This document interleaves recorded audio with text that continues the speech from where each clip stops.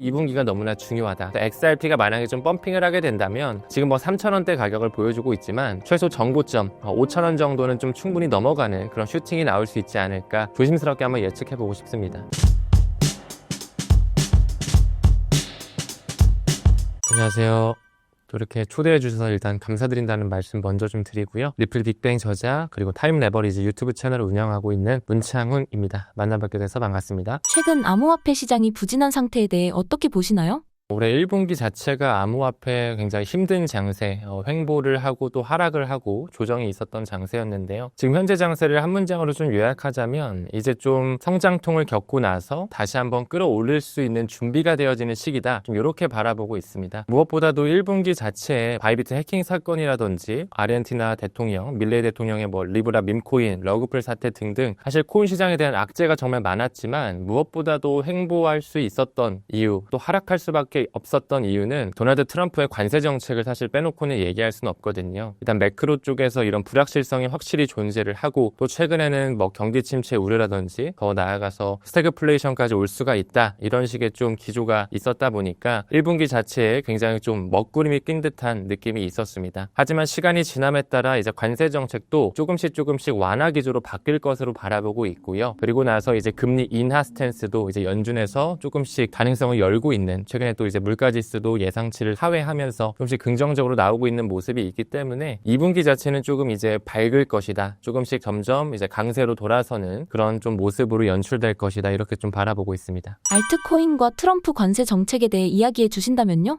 일단은 많은 전문가들, 사실 저 또한 올해 1분기 자체에 대해서 굉장히 좀 긍정적일 것이다. 좋은 상승이 올 것이다 라고 예상을 했었습니다. 하지만 그 예상이 완전히 빗나가게 됐죠. 물론 가장 큰 이슈에서는 뭐 암호화폐 시장 자체, 뭐 바이비트 해킹이나 여러 가지 어떤 밈코인에 대한 러그블 사태도 있었지만 이런 매크로 상황 자체도 너무 힘들었죠. 하지만 거기에 플러스 알파로 뭐가 있었냐면 뭔가 딱 이렇게 짜여진 하나의 시나리오 각본 자체가 연기가 됐어요. 시간 타임라인 자체가. 그러니까 예를 들어서 연준에서 ISO 2002를 탑재하는 그 시기 자체도 원래는 3월 10일이었다가 갑자기 7월 중순으로 연기를 시켰고 뭐 이더리움에 대한 팩트라 업그레이드 자체도 점점 계속 시기가 연기가 됐고 그뿐만 아니라 뭐 이더리움에 대한 현물 ETF 안에 들어오는 뭐 스테이킹 편입이라든지 옵션 거래에 대한 승인 역시도 연기가 계속적으로 좀 이루어지면서 좀 뭔가 그 세력들이 시간 끌기를 하는 듯한 느낌이 좀 있었던 것 같아요. 그렇다 보니까 많은 전문가들이 예측한 그 1분기의 상승 시그널이 좀 빗나갔다 이렇게 좀 바라보고 있고 사실 트럼프가 작년 11월에 이제 당선되자마자 뭐 리플 XRP뿐만 아니라 많은 암호화폐가 좀 크게 상승하는 듯한 움직임을 보여줬는데 지금은 다시 관세 정책, 그 무역 전쟁으로 또 불거지면서 뭐 하락적인 그런 모멘텀이 계속 나오고 있잖아요. 근데 사실 2017년 트럼프 1기 행정부 때도 마찬가지였거든요. 그때도 중국과의 뭔가 무역 전쟁, 관세 전쟁이라는 말까지 나오면서 그때도 굉장히 막 보복 관세도 있었고 당달러가 막 유지되는 것처럼 하는 그런 시나리오가 연출됐지만 결국에는 약달러, 금리 인하, 글로벌 유동성 장세가 펼쳐지면서 위험자산의 자산 증식의 시기가 있었거든요. 그렇기 때문에 제가 방금 언급드린 것처럼 지금은 좀 성장통을 겪고 있는 과정이다. 트럼프 자체가 워낙 협상에 능한 사람이기 때문에 초반에 좀 크게 좀 약간 리스키하게 크게 질러놓고서 뒤에서 이제 후미에 뭐 사무부 장관이나 재무부 장관을 통해서 점점 이 상황을 모면하고 좀 협상하는 듯한 그런 시나리오를 펼치거든요. 지금 알루미늄이라든지 철강이라든지 최근에 자동차까지 지금 관세를 부과하겠다라고 하면서 굉장히 공격적인 스탠스를 취하고 있지만 지금 현대차도 31조 원 규모 미국에 투자를 하면서 뭔가 관세에 대한 면제를 받을 수 있는 그런 가능성을 열고 있고 이제 뭔가 전체 관세가 아니라 부분 관세로 조금씩 점진적인 관세로 조금씩 변화하는 듯한 양상이 보여지고 있기 때문에 사실 1분기 자체는 워낙 힘들었지만 이제 앞으로 2분기 지나가면서 관세에 대한 그런 불확실성이 좀 해소가 되고 금리 인하에 대한 스탠스가 점점 커지면서 돈이 들어오니까 이 위험자산에 대한 상승 시그널이 충분히 좀 나올 수 있지 않을까 이렇게 바라보고 있습니다. 2분기부터 리플의 가격 흐름은 어떻게 진행되나요?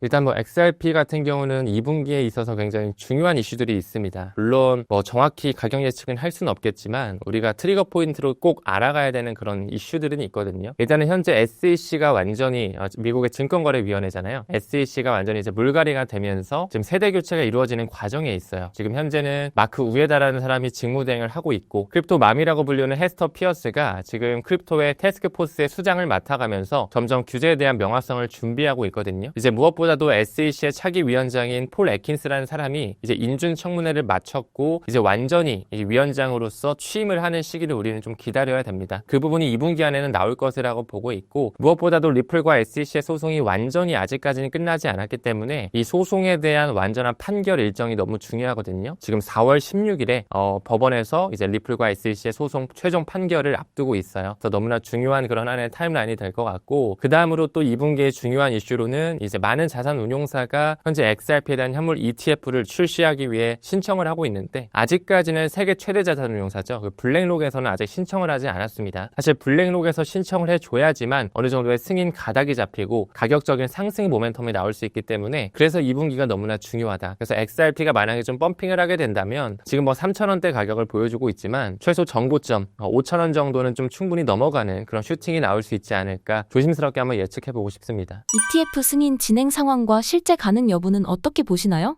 지금 뭐 리플 XRP에 대한 현물 ETF 신청뿐만 아니라 뭐 라이트코인이라든지 솔라나라든지 심지어 도지코인과 같은 이런 메이저 알트코인에 대한 ETF 신청이 계속 이루어지고 있거든요. 근데 저는 사실 뭐 2분기 안에 신청되고 모든 게 다 승인된다 이렇게는 보지 않아요. 근데 신청 자체에 대해서 지금 뭐 XRP만 기준으로 봤을 때 벌써 10개가 넘는 자산 운용사가 신청을 했고, 상품 수로 따지면 레버리지까지 포함을 해서 거의 20개가 넘는 ETF 상품군이 신청이 돼 있는데, 아직 블랙록에서 신청을 안 했다라는 게 일단 트리거 포인트로 볼 수가 있고요. 그 다음에 저는 승인 자체는 사실 2분기, 3분기보다는 올해 연말 4분기까지는 좀 시기열을 길게 봐야 된다고 봐요. 실제로 리플의 CEO 브래드 갈링하우스 같은 경우는 올해 하반기에 리플에 대한 현물 ETF를 볼 수 있을 것이다, 이렇게 좀 예상을 하고 우리한테 힌트를 준 바가 있었기 때문에 어느 정도 이제 신청 자체는 2분기에 블랙록도 좀 들어올 수는 있겠지만, 승인에 대한 거는 좀 올해 연말까지는 좀 우리가 가능성을 열어둬야 되지 않을까 생각을 하고, 또 무엇보다도 뭐 리플 XRP에 대한 현물 ETF가 완전히 승인됐다고 해서 바로 펌핑할 수도 있겠지만, 항상 비트코인이라든지 이더리움도 역시나 그 승인 이후에 한 2달에서 길면은 4달까지의 그 쿨타임이 좀 있었거든요. 그래서 저는 이번 사이클 자체를 내년 1분기까지는 좀 길게 바라보고 있어요. 그러니까 올해 연말에 승인이 되고 나서 그 펌핑 자체는 내년 1분기, 또한 그때 당시에 이제 많은 암호화폐 플랫폼 거래소와 같은 그런 업체들이 IPO 있죠. 이니셜 퍼블릭 오퍼링이라고 하는 나스닥 상장을 또 앞두고 있기 때문에 그 시점과 그 펌핑의 시점이 좀 맞물리지 않을까. 그렇기 때문에 올해까지 그리고 내년 1분기까지는 좀 우리가 시간을 좀 들일 필요가 있지 않을까, 이렇게 좀 보고 있습니다. 미국 연준의 암호화폐에 대한 부정적 스탠스는 어떻게 보시나요?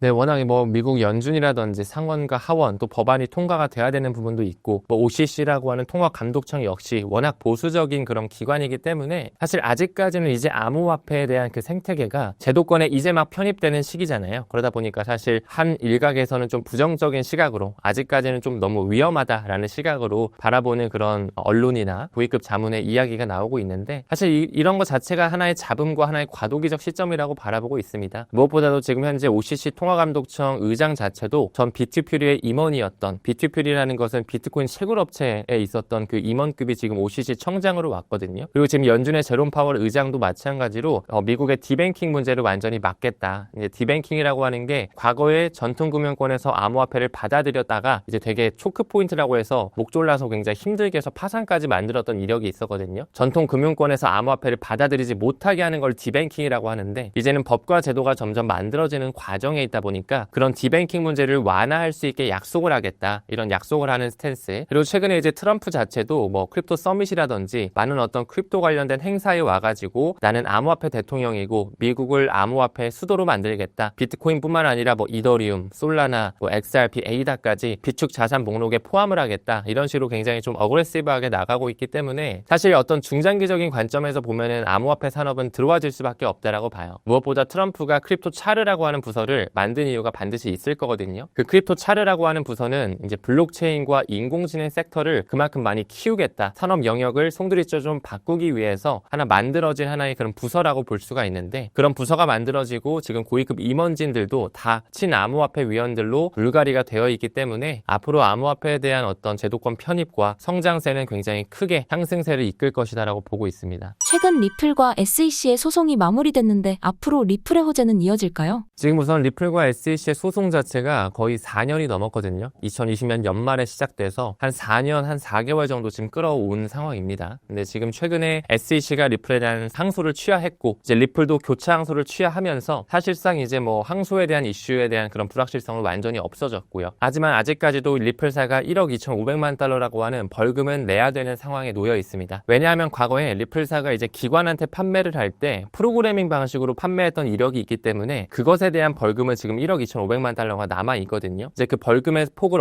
얼마나 줄여갈 것이며 리플과 SEC의 그 합의를 어떻게 도출할 것이냐, 벌금을 내면서 끝낼 것인지 아니면 그 격차를 조금씩 낮추면서 원만하게 끝낼 것인지 이 부분에 대해서 지금 이제 결정사항이 남아 있는 건데, 사실 지금은 SEC의 기조가 완전히 변화했습니다. 뭐 리플의 항소 취한 것뿐만 아니라 뭐 바이낸스의 소송도 중단시켰고, 뭐 컨센시스라든지 로빈후드라든지 여러 가지 지금 암호화폐 증권이라고 지금 계속 태클 걸었던 그런 소송을 계속 취하하고 중단시키고 있거든요. 그러다 보니까 이제 SEC가 이제 규제에 대한 명확성, 이제 우리 투자자들을 괴롭히는 듯한 모습을 멈추는 거죠. 그러다 보니까 지금 현재는 이제 리플과 SEC의 소송에 있어서 칼자루, 이 운전대 자체를 SEC가 아닌 리플사가 가지고 있어요. 이제 그들이 어떻게 협상 테이블을 만들어서 벌금을 조율하고 이제 합의로 마무리로 끝낼지, 이 부분이 지금 남아있는 상태이기 때문에 지금 돌아오는 4월 16일에 법원의 이제 최종 판결 어떻게 나오는지 일단 좀 봐야 될 것이고, 앞으로 이 1억 2,500만 달러에 대해서 달러로 지급을 할 건지, 혹은 이거를 정말 XRP로 지급을 하면서 트럼프가 또 XRP를 비축 자산으로 지금 후보군을 넣어놨기 때문에 충분히 그 재무부에서, 트럼프 행정부에서 이 XRP를 핸들링할 수 있는 시나리오 또한 연출이 될 수가 있거든요. 그래서 이런 가능성을 좀 열면서 일단은 이 법원 판결과 소송이 어떻게 좀 확실하게 끝나는지 이 부분을 좀 면밀히 살펴볼 필요가 있을 것 같습니다.